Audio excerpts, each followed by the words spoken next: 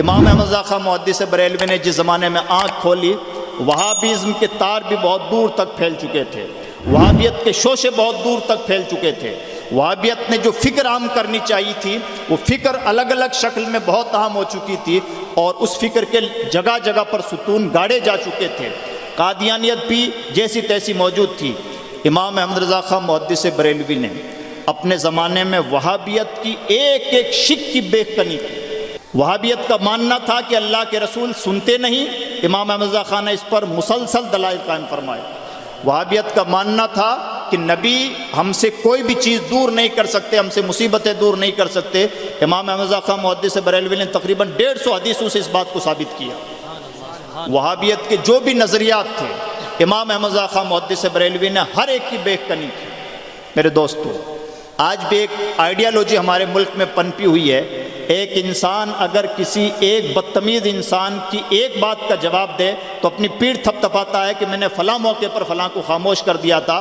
امام احمد رضا خان محدث بریلوی وہ ہیں کہ دنیا کی 23 کنٹریز میں جو فتنہ بپا کیا گیا تھا، امام احمد رضا خان محدث بریلوی نے اردو زبان میں سچ یہ ہے کہ اس فتنے کی جڑیں کاٹ دی، اور تنہا ایک فتنے کی نہیں، اس فتنے کے ساتھ ساتھ قادیانی فتنے کی بھی امام احمد رضا خان محدث بریلوی نے جڑ کاٹ دی۔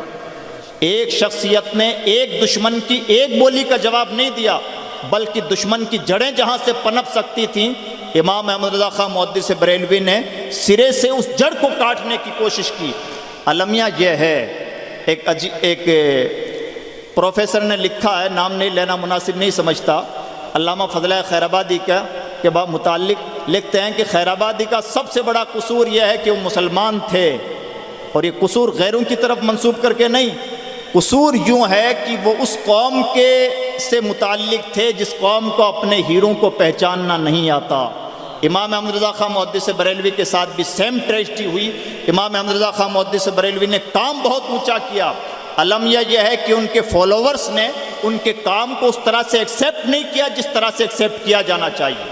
نتیجہ یہ ہے، ان سے چھوٹے کام کرنے والوں کے نام سے آج دنیا میں بڑی بڑی یونیورسٹیز منسوب ہیں، لیکن امام احمد رضا خان محدث بریلوی جنہیں دنیا جینیس یعنی عبقری تسلیم کرتی ہے، ان کے نام سے آج دنیا میں کوئی یونیورسٹی نہیں۔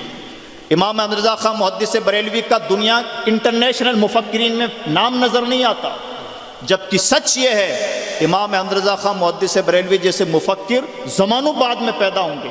ایک مولوی جو اپنے بند کمرے میں 18 گھنٹے مسلسل لکھتا ہو، آپ اس سے کیا